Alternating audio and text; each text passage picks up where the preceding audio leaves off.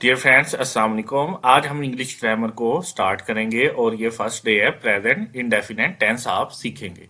सबसे पहले हम किसी भी टेंस की एप्लीकेशन को देखेंगे कि ये टेंस कहाँ कहाँ इस्तेमाल हो सकता है। उसके बाद हम उसके स्ट्रक्चर को और बाद में उसकी बहुत ज़्यादा प्रैक्टिस करेंगे ताकि आप किसी भी किस्म के कोई भी टेंस से जो सेंटेंस बनते हैं उसे आराम से बना सकें।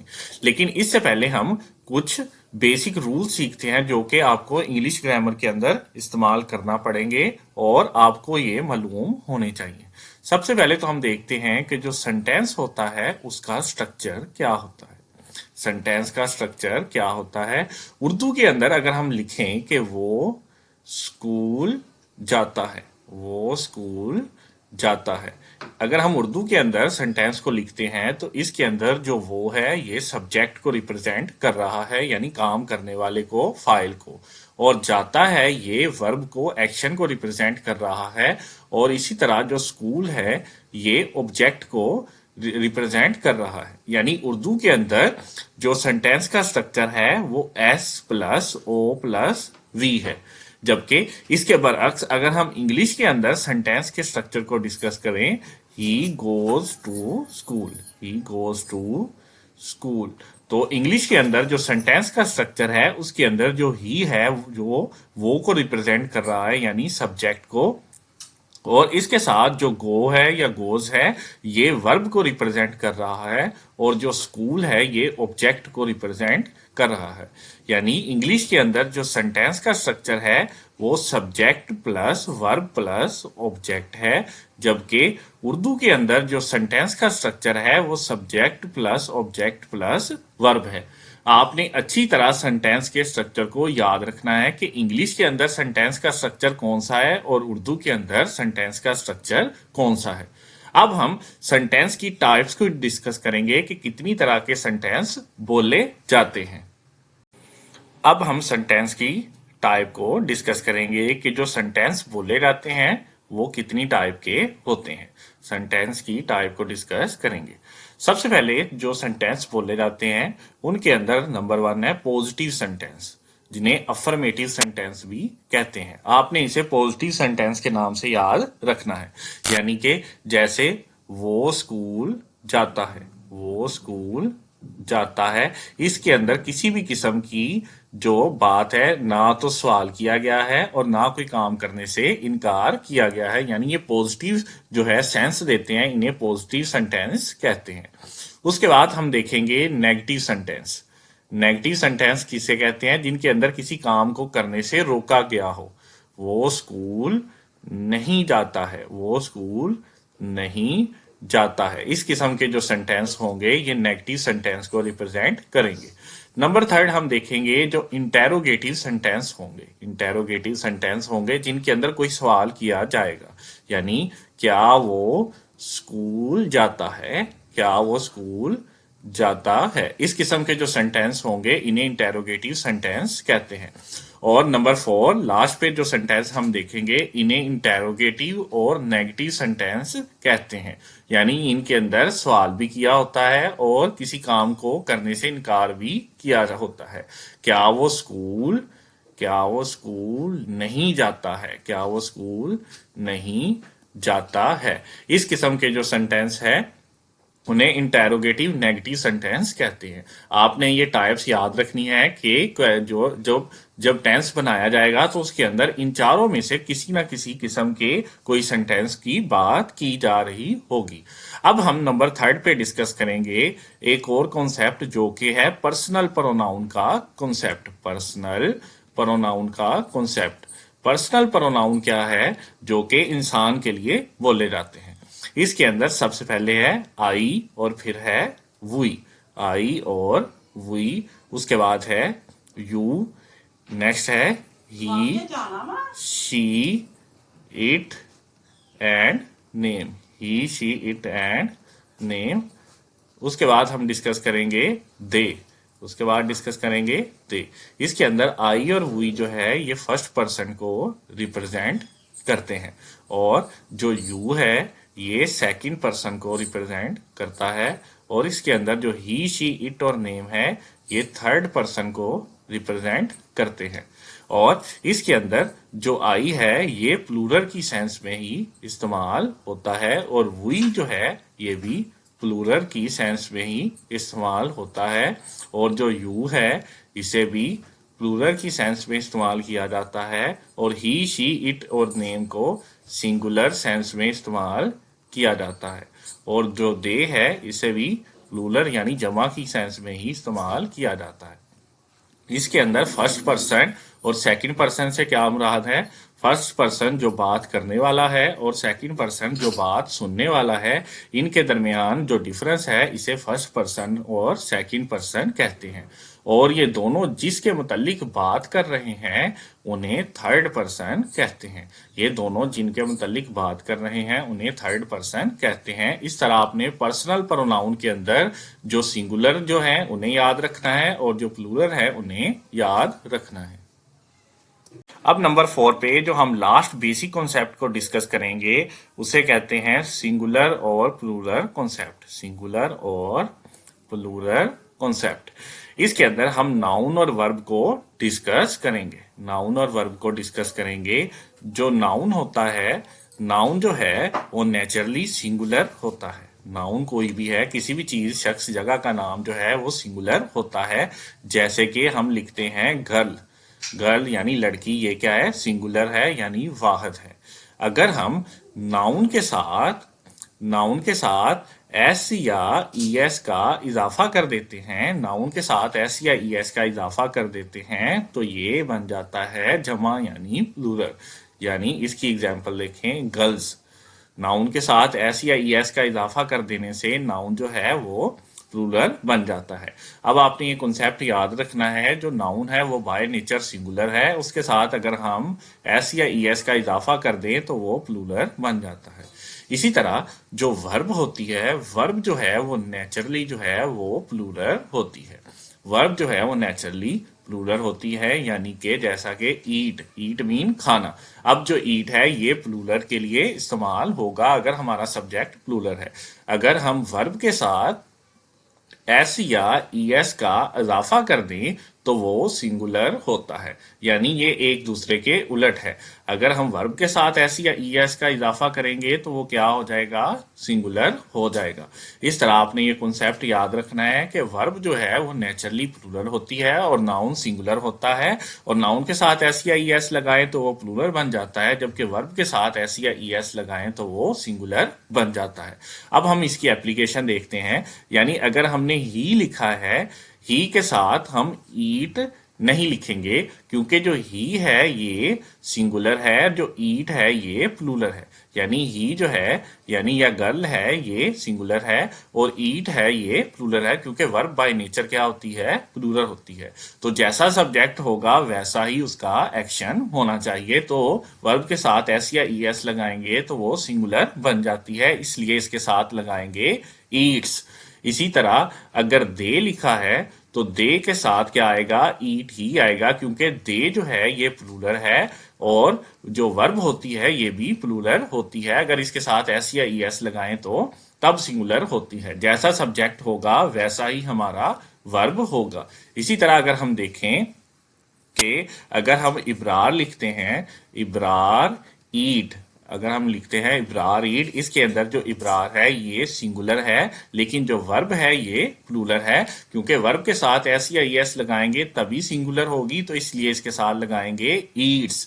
तो ये हमारा वर्ब जो है ये भी सिंगुलर हो जाएगी। इस तरह आपने ये सिंगुलर और प्लूरल का कॉन्सेप्ट याद रखना है कि किस तरह नाउन जो है वो सिंगुलर होता है, उसके साथ एस या ई एस लगाएं तो वो प्लूरल बन जाता है, जबकि वर्ब जो है वो प्लूरल होती है, उसके साथ एस या ई एस लगाएं तो वो सिंगुलर बन जाती है। तो जैसा सब्जेक्ट होगा वैसा ही वर्ब होगा, यानी जैसा सब्जेक्ट उसी तरह का ही उसका वर्ब। अगर सब्जेक्ट सिंगुलर वर्ब भी सिंगुलर, अगर सब्जेक्ट प्लूरल वर्ब भी प्लूरल। ये कॉन्सेप्ट आपने याद रखने हैं। अब हम प्रेजेंट इंडेफिनिट टेंस को स्टार्ट करेंगे। सबसे पहले हम इसकी मुकम्मल एप्लीकेशन देखेंगे कि यानी प्रेजेंट इंडेफिनिट टेंस जो है ये हम इस्तेमाल कहां कहां कर सकते हैं, कौन कौन से इससे फिक्रात बना सकते हैं। उसके बाद हम इसके स्ट्रक्चर को डिस्कस करेंगे और उसके बाद डिटेल से हम तमाम जो है स्ट्रक्चर को डिस्कस करेंगे कि किस तरह इनसे टेंसेस जो है सेंटेंस बनते हैं। इस तरह आपका इंशाल्लाह ये 100% जो है टॉपिक कवर हो जाएगा और उसके बाद आप अहल होंगे कि प्रेजेंट इंडेफिनेट टेंस का किसी भी किस्म का स्ट्रक्चर आप बोल भी सकें, लिख भी सके और आप 12 दिन के अंदर मुकम्मल इंग्लिश को राइट करना और स्पीक करना सीख जाएंगे।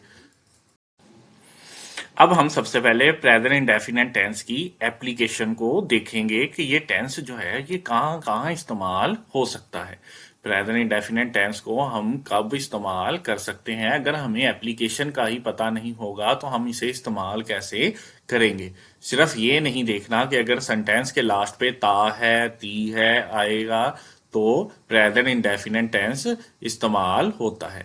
यही इसका रूल नहीं है, बल्कि प्रेजेंट इंडेफिनेट टेंस की जो पहली एप्लीकेशन है, किसी भी किस्म की कोई हैबिट है, किसी भी किस्म की कोई हैबिट है या कोई रूटीन है, उसको अगर रिप्रेजेंट करना है तो हम प्रेजेंट इंडेफिनेट टेंस को इस्तेमाल करते हैं। जैसे कि हम अगर लिखें कि वो स्कूल जाता है, वो स्कूल जाता है, वो खाना खाता है, वो नहाता है, इसके अंदर जो जाता है ना, ये उसकी रूटीन को बता रहा है, उसकी हैबिट को बता रहा है कि वो स्कूल को जाता है। इसी तरह वो खाना खाता है, वो नहाता है, वो सोता है, पीता है, यानी उसकी रूटीन को रिप्रेजेंट करे जो सेंटेंस, उसके लिए हम प्रेजेंट इंडेफिनेट का स्ट्रक्चर इस्तेमाल करेंगे। आप ये बात जो है याद रख लें।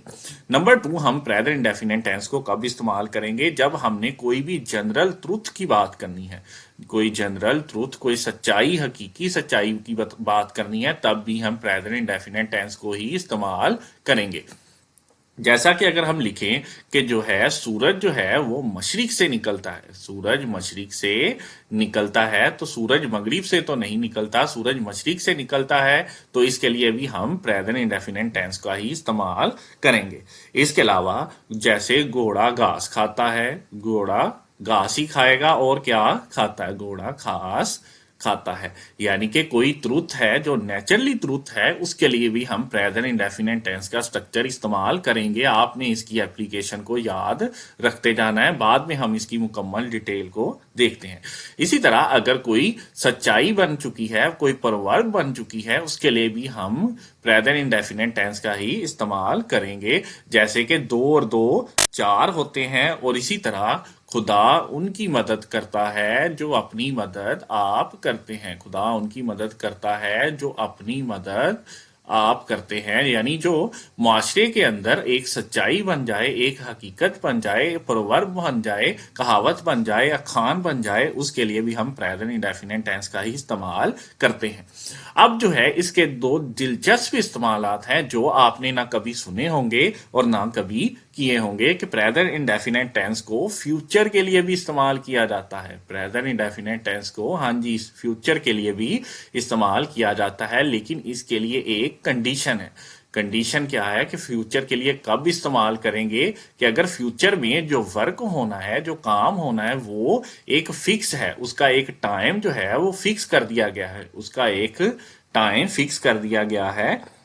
जैसे कि मैं अगले माह इम्तिहान दूंगा, मैं अगले माह इम्तिहान दूंगा। अगर अगर उसका जो टाइम है अगले माह इम्तिहान दूंगा, यानी ये वाला जो टाइम है ये फिक्स कर दिया जाए, तो इसके लिए भी प्रेजेंट इंडेफिनेट का स्ट्रक्चर ही इस्तेमाल होगा। यानी फ्यूचर के वो तमाम प्लान जिनका टाइम बन चुका है, जो फिक्स हो चुके हैं, उनके लिए भी प्रेजेंट इंडेफिनेट टेंस का इस्तेमाल किया जाता है। ये आपने कभी भी नहीं सुना होगा। इसके बाद हम जो लास्ट पे इसका इस्तेमाल देखेंगे कि इसे पास्ट के लिए भी इस्तेमाल किया जाता है। जी, प्रेजेंट इंडेफिनेट टेंस को पास्ट स्ट्रक्चर बनाने के लिए भी इस्तेमाल किया जाता है। ये भी इसका इंपॉर्टेंट इस्तेमाल है जो आपने कभी नहीं सुना होगा, लेकिन उसके लिए भी एक कंडीशन है। वो कंडीशन क्या है कि अगर हम पास्ट के सेंटेंस को इस तरह इस्तेमाल करें जैसे कि ये अभी हो रहे हैं, जैसे कि अभी हो रहे हैं, यानी हिस्ट्री के जो वाकयात हैं उन्हें इस तरह इस्तेमाल करें जैसे कि अभी हो रहे हैं, तो उसके लिए भी हम प्रेजेंट इंडेफिनेट टेंस का ही स्ट्रक्चर इस्तेमाल करते हैं। इसकी मिसाल देखें कि हजरत मोहम्मद सल्लल्लाहु अलैहि वसल्लम, हजरत मोहम्मद मक्का में दाखिल होते हैं, मक्का में दाखिल होते हैं, हजरत मोहम्मद मक्का में दाखिल होते हैं और कुफार को माफ करते हैं, कुफार को माफ करते हैं, यानी ये है तो माजी का वाकया, लेकिन ऐसे रिप्रेजेंट किया जा रहा है जैसे कि अभी हो रहा है, तो इसके लिए भी हम प्रेजेंट इंडेफिनेट का स्ट्रक्चर ही इस्तेमाल करेंगे। आपने इसकी एप्लीकेशन को पहले याद रखना है ताकि आपको पता तो हो कि प्रेजेंट इंडेफिनेट टेंस हम कब कब इस्तेमाल कर सकते हैं। उसके बाद अब हम इसके स्ट्रक्चर को देखेंगे कि अब हम सीखने लगे हैं कि प्रेजेंट इंडेफिनिट टेंस को कैसे बनाया जाता है, इसका स्ट्रक्चर कैसे बनाया जाता है।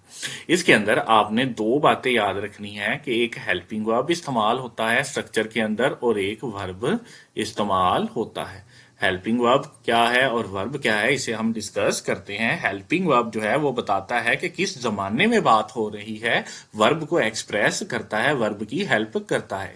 इसके अंदर जो हेल्पिंग वर्ब इस्तेमाल करते हैं वो डू और डज इस्तेमाल किया जाता है, डू और डज इस्तेमाल किया जाता है, और इसे सिर्फ नेगेटिव नेगेटिव या इंटेरोगेटिव सेंटेंस के अंदर ही इस्तेमाल किया जाता है, नेगेटिव या इंटेरोगेटिव सेंटेंस के अंदर ही इस्तेमाल किया जाता है, पॉजिटिव के अंदर नहीं किया जाता। आपने ये बात याद रखनी है कि जो पॉजिटिव होगा उसके अंदर नहीं किया जाएगा हेल्पिंग वर्ब इस्तेमाल, सिर्फ नेगेटिव और इंटेरोगेटिव के अंदर इस्तेमाल होगा।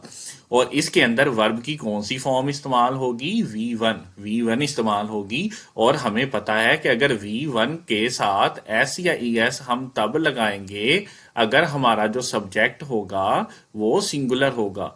हमारा सब्जेक्ट क्या है, सिंगुलर होगा, यानी ही शी या इट होगा। क्या होगा, ही शी या इट होगा या कोई नाम होगा, तो इस क्योंकि हमारा सब्जेक्ट सिंगुलर है तो वर्ब के साथ एस या ES लगाएं, ये भी सिंगुलर हो जाता है, तो सिंगुलर सब्जेक्ट और सिंगुलर वर्ब।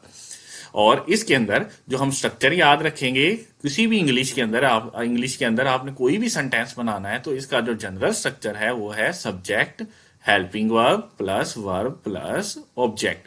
आपने ये एक जनरल स्ट्रक्चर याद रखना है, यानी SVO, जो कि हम स्टार्ट में सीख चुके हैं। इसके अंदर हम सबसे पहले वो रूटीन वाले सेंटेंस देखेंगे कि उन्हें कैसे बनाते हैं, जैसे कि वो स्कूल जाता है, वो स्कूल जाता है, इसे कैसे बनाया जाएगा। हमें पता है कि ये जो है वो है, ये सब्जेक्ट को रिप्रेजेंट कर रहा है, इसकी जो इंग्लिश है वो ही है। और जो जाता है ये वर्ब को रिप्रेजेंट कर रहा है, इसकी जो इंग्लिश है वो गो है। और जो स्कूल है इसकी इंग्लिश क्या है, स्कूल ही है।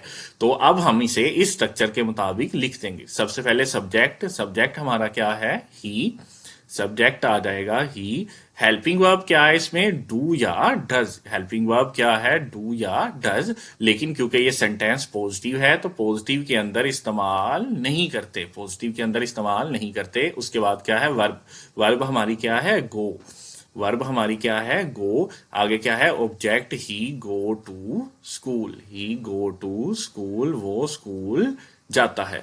लेकिन हमने देखा था कि अगर हमारा जो सब्जेक्ट है ये सिंगुलर होगा, अगर सब्जेक्ट सिंगुलर यानी ही शी इट या नेम होगा, तो वर्ब के साथ क्या लगा देंगे, एस या ES। तो इसके साथ क्या लगा देंगे, गोज, क्योंकि सब्जेक्ट सिंगुलर तो वर्ब भी क्या होनी चाहिए, सिंगुलर। इस तरह ये हमारा जो है एक स्ट्रक्चर जो है मुकम्मल हुआ। इसके बाद हम दूसरा सेंटेंस देखते हैं जो हमने लिखा था कि घोड़ा जो है वो घास खाता है, घोड़ा घास खाता है, जो कि नेचुरल ट्रूथ को बता रहा है। इसका हम स्ट्रक्चर कैसे बनाएंगे, क्योंकि ये भी पॉजिटिव सेंटेंस है, इसके अंदर किसी किस्म की निगेशन की बात नहीं की गई। तो सबसे पहले हम वोकैबुलरी को लगाएंगे। घोड़े की क्या होती है, हॉर्स, घोड़े की क्या इंग्लिश है, हॉर्स। और खाता की क्या है, ईट, घोड़े की, हॉर्स, खाता की ईट। और घास की क्या है, ग्रास, और घास की है ग्रास। तो इसे हम बनाएंगे the horse, the horse, the horse eat, eat. इसके शुरू में जो डेफिनेट आर्टिकल लगाएंगे यानी दा लगाएंगे, जो कि यूनिक को रिप्रेजेंट कर रहा है, ईट द ग्रास। और इसके अंदर हम देखेंगे जो हॉर्स है ये सिंगुलर है, हमारा जो हॉर्स है, घोड़ा जो है सिंगुलर है, तो उसके साथ जो वर्ब भी आनी चाहिए वो सिंगुलर आनी चाहिए, क्योंकि वर्ब बाय नेचर क्या होती है, प्लूरल। उसके साथ एस या ई एस लगाएंगे तो वर्ब सिंगुलर हो जाती है। अगर सब्जेक्ट सिंगुलर है तो वर्ब भी सिंगुलर। तो इसके साथ क्या लगा देंगे, he eats grass, he eats grass. इस तरह ये दूसरा सेंटेंस भी मुकम्मल हुआ। इसके बाद हम नंबर 3 पे डिस्कस करेंगे, जो कि ये है कि खुदा उनकी मदद करता है जो अपनी मदद आप करते हैं। खुदा उनकी मदद करता है जो अपनी मदद आप करते हैं, जो अपनी मदद आप करते हैं। खुदा उनकी मदद करता है जो अपनी मदद आप करते हैं। खुदा और मदद का आ जाएगा हेल्प्स, और इसके साथ जो अपनी मदद आप करते हैं, यानी इसके अंदर आएगा गॉड। सबसे पहले हम सब्जेक्ट ले लिया खुदा, ठीक है। उसके बाद क्या आता है, हेल्पिंग वर्ब, क्योंकि ये पॉजिटिव है, हेल्पिंग वर्ब डू या डज नहीं आएगा। उसके बाद क्या आता है, वर्ब। मदद का क्या आएगा, गॉड हेल्प, गॉड हेल्प। लेकिन जो गॉड है ये सिंगुलर को रिप्रेजेंट कर रहा है, तो उसके साथ वर्ब भी क्या आनी चाहिए, सिंगुलर, गॉड हेल्प्स।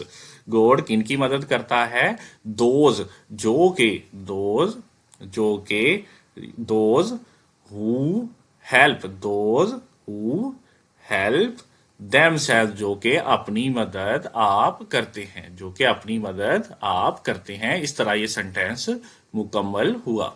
इसके बाद हम जो नेक्स्ट देखेंगे, जो हमने किया था कि जो फ्यूचर के अंदर बात बताई हो कि या फ्यूचर के अंदर जो काम होना हो, तय हो चुका हो, उसका कैसे बनाएंगे।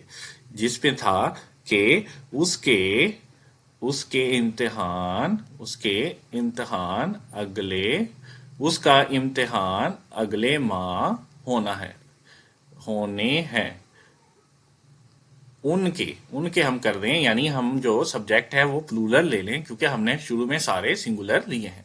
तो उनके की इंग्लिश क्या आएगी, दे आएगी। और इसके बाद इम्तिहान की एग्जाम आएगा या एग्जामिनेशन आएगा। अगले माह की क्या आएगी, नेक्स्ट मंथ आएगा, नेक्स्ट मंथ आएगा। तो इसकी जो इंग्लिश होगी वो ये है, सबसे पहले सब्जेक्ट आएगा, सब्जेक्ट आ गया दे। उसके बाद हेल्पिंग वर्ब, क्योंकि पॉजिटिव है तो डू डज अभी नहीं आएगा। उसके बाद वर्ब कौन सी है, जो कि उनके अगले माह एग्जाम होने हैं, तो होने की यानी उसकी क्या आएगी, टेक, टेक आ गई। क्योंकि वर्ब जो सब्जेक्ट है ये प्लूरल है, तो इसके साथ वर्ब भी क्या आएगी, प्लूरल आएगी। एस या ई एस का इजाफा नहीं करेंगे। एस या ई एस का इजाफा तभी करेंगे अगर सब्जेक्ट क्या होगा, singular. They take exam, they take exam the next month, they take the exam, they take the exam the next month, they take exam the next month, यानी उनके अगले माह इम्तिहान होने हैं। They take exam the next month. इस तरह ये तीन जो है स्ट्रक्चर मुकम्मल हुए। इसके बाद जो हमने चौथी कैटेगरी बनाई थी, जो कि मादी को रिप्रेजेंट करने वाली थी, अब हम उसे डिस्कस करते हैं। अब हम पॉजिटिव सेंटेंस की लास्ट कैटेगरी को डिस्कस करते हैं, जो हमने किया था कि हजरत मोहम्मद सल्लल्लाहु अलैहि वसल्लम मक्का में दाखिल होते हैं, दाखिल होते हैं, और और कुफार को माफ करते हैं, और कुफार को माफ करते हैं। इसके अंदर सबसे पहले हम देखेंगे कि हजरत मोहम्मद का हजरत मोहम्मद ही आएगा, और दाखिल होने का क्या आएगा, इंटर आ जाएगा, ठीक है। और किसके अंदर, हजरत मोहम्मद इंटर इनटू, किसमें इंटर हुए हैं, मक्का के अंदर। यानी पहले सब्जेक्ट आएगा, सब्जेक्ट हमारा क्या है, हजरत मोहम्मद, सब्जेक्ट हमारा है हजरत मोहम्मद। और सब्जेक्ट के बाद हम क्या लिखते हैं, हेल्पिंग वर्ब, क्योंकि पॉजिटिव सेंटेंस है तो इसके अंदर हेल्पिंग वर्ब डू डज इस्तेमाल नहीं होगी। उसके बाद वर्ब, वर्ब क्या है, इंटर, वर्ब क्या है, इंटर। लेकिन हमारा सब्जेक्ट क्या है, सिंगुलर है, तो वर्ब भी क्या आएगी, सिंगुलर, तो इसके साथ एस लगा देंगे। सब्जेक्ट सिंगुलर, वर्ब भी सिंगुलर। हजरत मोहम्मद इंटर्स इनटू मक्का, हजरत मोहम्मद मक्का के अंदर दाखिल हुए, हजरत मोहम्मद मक्का के अंदर दाखिल हुए। एंड, और ही ही ही डिक्लेयर्ड, इसके अंदर क्या करेंगे, he declares forgiveness, he declare forgiveness, यानी वो माफ कर दिया उन्होंने, किनको, फॉर एनिमीज, फॉर एनिमीज, यानी अपने जो है जो जिन्होंने कुफार थे उन्हें माफ कर दिया। इसके अंदर भी डिक्लेयर्स आया क्योंकि इसके अंदर ये ही जो है ये सब्जेक्ट है और ये जो है वर्ब है, तो वर्ब क्योंकि सब्जेक्ट सिंगुलर तो वर्ब के साथ एस या ईएस लगा के वर्ब भी सिंगुलर। इस तरह हम ये पॉजिटिव कैटेगरी वाले चारों तरह के सेंटेंस को बनाना सीख चुके हैं। अब हमने नेगेटिव कैटेगरी वाले सेंटेंस को सीखना है। उसके बाद हम इंटेरोगेटिव और उसके बाद मैं आपको प्रैक्टिस दूंगा, आप वो प्रैक्टिस लेंगे और मुझे खुद से करके दिखाएंगे कि इस तरह आपका प्रेजेंट इंडेफिनिट टेंस मुकम्मल हो। अब हम सीखेंगे नेगेटिव और इंटेरोगेटिव सेंटेंस। नेगेटिव के अंदर क्या करते हैं, बस जो हेल्पिंग वर्ब है उसके बाद क्या लगा देते हैं, नोट। स्ट्रक्चर यही रहेगा, हेल्पिंग वर्ब के बाद क्या लगा देंगे, नोट। यानी कि वो स्कूल नहीं जाता है, वो स्कूल नहीं जाता है। इसके अंदर सबसे पहले सब्जेक्ट क्या है, वो है ही लगा देंगे। उसके बाद जो है हेल्पिंग वर्ब कौन सी आएगी, डू आएगी या डज आएगी। इसके अंदर आपने ये याद रखना है जिनके साथ एस लगा होता है ये सिंगुलर के लिए इस्तेमाल होगी, जिनके साथ एस यानी डज सिंगुलर के लिए इस्तेमाल होगी, और डू किन के लिए इस्तेमाल होगी, प्लूरल के लिए। प्लूरल के लिए यानी कि आई के साथ भी डू लगेगा, वी के साथ भी लगेगा, यू के साथ भी लगेगा और दे के साथ भी लगेगा। और ये किन के साथ लगेगा, ही के साथ, शी के साथ और इट के साथ, या कोई नाम होगा उसके साथ डज लगेगा। तो ही के साथ हम क्या लगाएंगे, डू नहीं लगाएंगे बल्कि डज लगाएंगे। ही के साथ क्या लगाएंगे, डज लगाएंगे। और नेगेटिव है तो उस डज हेल्पिंग वर्ब के बाद क्या लगाते हैं, नोट, ही डज नोट। आगे वर्ब कौन सी है, जाता यानी गो।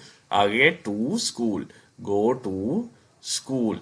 इसके अंदर हमारा जो सब्जेक्ट सिंगुलर है, वर्ब को हम नहीं छेड़ेंगे क्योंकि इसके अंदर हेल्पिंग वर्ब खुद आ चुकी है। जब हेल्पिंग वर्ब आ जाएगी तो हम सिंगुलर प्लूरल के कॉन्सेप्ट पर नहीं जाएंगे। हम सिंगुलर प्लूरल के कॉन्सेप्ट पर तभी जाएंगे अगर के हेल्पिंग वर्ब ना होगी। अगर हेल्पिंग वर्ब आ जाएगी तो हम इसे ऐसे ही रहने देंगे, यानी V1 ही लगेगा, V1 ही लगेगा। यानी कि नेगेटिव और इंटेरोगेटिव के अंदर V1 ही लगेगा, और जो पॉजिटिव होंगे उनके अंदर हम देखेंगे कि एस या ईएस उनके साथ लगाना है जो सिंगुलर सब्जेक्ट रखते हैं। इसके बाद हम दूसरा एक देखते हैं, वो खाना नहीं खाता है, वो खाना नहीं खाता, खाते हैं लिखते हैं, वो खाना नहीं खाते हैं। तो वो क्या आएगा, दे आएगा क्योंकि ये प्लूरल है, खाते, दे आ गया। उसके बाद क्या आएगा, हेल्पिंग वर्ब। हेल्पिंग वर्ब क्योंकि subject singular, subject plural, helping verb भी प्लूरल, डज नहीं आएगी, डू आएगी। तो दे डू हेल्पिंग वर्ब के क्या साथ होता है, नोट, दे डू नोट। आगे वर्ब कौन सी है, खाते की क्या वर्ब होती है, ईट। दे डू नॉट ईट, आगे आ जाएगा food, they do not eat food, यानी वो खाना नहीं खाते हैं। उसके बाद हम लिखेंगे कि मैं क्रिकेट नहीं खेलता हूं, मैं क्रिकेट नहीं खेलता हूं। इसके अंदर मैं की आई आ जाएगा, और उसके बाद हेल्पिंग वर्ब क्या आएगी, डू आएगी। कि डज जो आई है ये इस कैटेगरी में आता है प्लूरल की, तो आई के साथ क्या आता है, डू। और हेल्पिंग वर्ब के बाद क्या आना है, नोट, आई डू नोट। बाद में वर्ब आना है, वर्ब खेलता की क्या है, play, I do not play. आगे ऑब्जेक्ट क्या है, cricket, I do not play cricket. इस तरह ये 3 सेंटेंस करने के बाद आपकी प्रैक्टिस हो चुकी होगी कि प्रेजेंट इंडेफिनेट के अंदर नेगेटिव सेंटेंस कैसे बनाते हैं, और उनके अंदर जो हेल्पिंग वर्ब डू और डज है ये सिंगुलर के साथ कौन सी लगेगी और प्लूरल के साथ कौन सी लगेगी। अब हम इंटेरोगेटिव के स्ट्रक्चर को डिस्कस करते हैं। अब हम इंटेरोगेटिव का स्ट्रक्चर देखेंगे। इंटेरोगेटिव के अंदर ये जो हेल्पिंग वर्ब है ये कहाँ आ जाती है, शुरू में। हेल्पिंग वर्ब कहाँ आ जाती है, शुरू में, और उसके बाद सब्जेक्ट, और उसके बाद वर्ब, और फिर ऑब्जेक्ट। हेल्पिंग वर्ब कहाँ आ जाएगी, शुरू में। ये है इंटेरोगेटिव का स्ट्रक्चर। हेल्पिंग वर्ब शुरू में आ जाएगी, फिर सब्जेक्ट, वर्ब और ऑब्जेक्ट रह जाएगा। अब हम देखते हैं इसके सेंटेंस। क्या वो लाहौर जाता है, क्या वो लाहौर जाता है। इसके अंदर क्योंकि वो जो है ये सिंगुलर है, जाता है यानी एक को रिप्रेजेंट कर रहा है, तो इसके अंदर जो वो है वो ही आएगा। यानी वो की जगह क्या आएगा, ही आ गया, क्योंकि शुरू में हमने हेल्पिंग वर्ब लगानी है। हेल्पिंग वर्ब किसके अकॉर्डिंग लगेगी, जो हमारा सब्जेक्ट होगा। तो सब्जेक्ट अगर सिंगुलर तो हेल्पिंग वर्ब भी सिंगुलर। तो शुरू में क्या आएगा, डज। शुरू में क्या आएगा, डज। डज ही, आगे क्या आएगा, वर्ब आएगी। डज वर्ब कौन सी है, जाना की, गो टू, आगे ऑब्जेक्ट आ जाएगा Lahore. Does he go to Lahore. इस तरह ये सेंटेंस जो है मुकम्मल हो जाएगा और लास्ट में क्वेश्चन मार्क आ जाएगा। अब हम नेक्स्ट नेक्स्ट जो है सेंटेंस को डिस्कस करेंगे ताकि हमारी प्रैक्टिस मुकम्मल हो। क्या तुम क्रिकेट खेलते हो, क्या तुम क्रिकेट खेलते हो। इसके अंदर अब हम देखेंगे कि जो तुम है यानी ये किसको रिप्रेजेंट कर रहा है, यू को। तो यू किस कैटेगरी में आता है, प्लूरल की कैटेगरी में। तो सब्जेक्ट से पहले जो हेल्पिंग वर्ब आएगा वो डज नहीं आएगा, डू आएगा, क्योंकि यू, ये देखें, यू जो है वो उसके साथ क्या आएगा, डू हेल्पिंग वर्ब आएगा, ये प्लूरल है। डू यू, आगे सब्जेक्ट आ गया, आगे वर्ब, खेलना की, प्ले। डू यू प्ले, आगे ऑब्जेक्ट, ऑब्जेक्ट कौन सा है, cricket. Do you play cricket, do you play cricket. इस तरह ये सेंटेंस मुकम्मल हुआ। अब हम नेक्स्ट डिस्कस करेंगे कि क्या क्या तुम रोजाना पढ़ते हो, क्या तुम रोजाना पढ़ते हो। क्या तुम रोजाना पढ़ते हो, तुम की जगह क्या आ गया, यू आ गया। तुम की जगह यू आ गया, और उससे पहले जो हेल्पिंग वर्ब आएगी वो भी प्लूरल, क्योंकि subject plural, helping verb plural. Do you, उसके बाद जो है वर्ब कौन सी आती है, पढ़ने की ही, रीड करना या लर्न करना, ठीक है। डू यू रीड, उसके बाद daily, do you read daily, ठीक है, या डू यू लर्न डेली। इस तरह ये इंटेरोगेटिव की कैटेगरी जो है वो मुकम्मल हुई। अब हम लास्ट पे जो कैटेगरी डिस्कस करेंगे वो इंटेरोगेटिव और नेगेटिव की कैटेगरी है। इसके बाद प्रेजेंट इंडेफिनिट टेंस मुकम्मल होगा और आप खुद से इसकी प्रैक्टिस करें। अब हम करने लगे हैं इंटेरोगेटिव और नेगेटिव की कैटेगरी। तो उसके अंदर यही स्ट्रक्चर है, हेल्पिंग वर्ब शुरू में आएगा क्योंकि इंटेरोगेटिव है, उसके बाद सब्जेक्ट आएगा और इसके बाद आ जाएगा नोट। इसके बाद क्या आ जाएगा, नोट। इसकी हम एग्जांपल देखते हैं।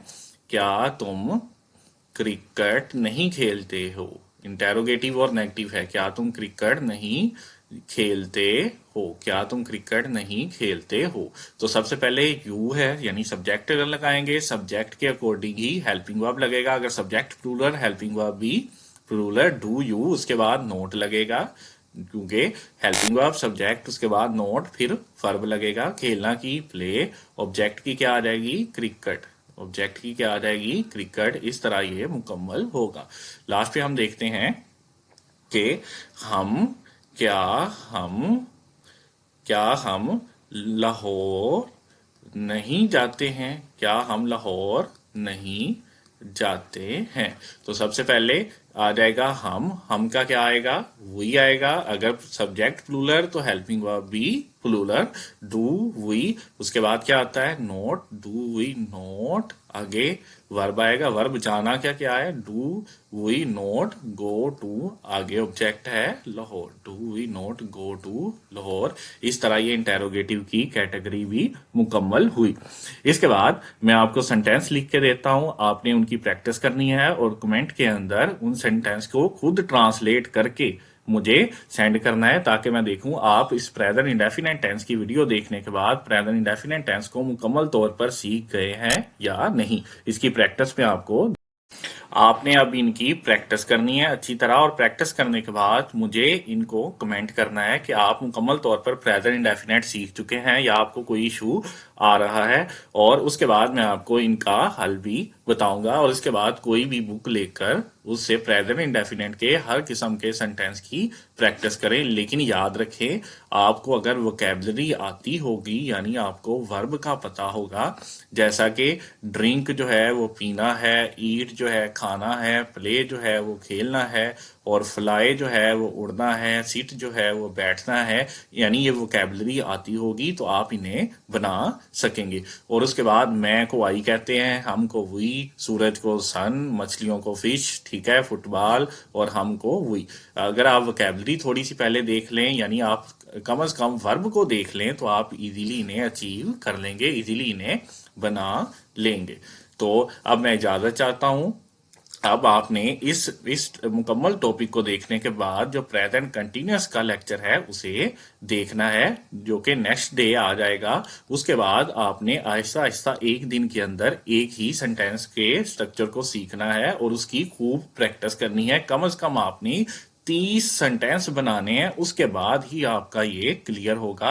यानी अकेला सीख लेने के बाद ही ये मुकम्मल नहीं होगा, कम से कम 30 सेंटेंस बनाने हैं और उसके बाद ये मुकम्मल होगा। तो अगर आप इंग्लिश सीखना चाहते हैं या मुकम्मल तौर पर राइटिंग स्किल हासिल करना चाहते हैं तो स्कॉलर एकेडमी को ज्वाइन करें। इब्रार अहमद को इजाज़त दीजिए। शुक्रिया। अल्लाह हाफिज़।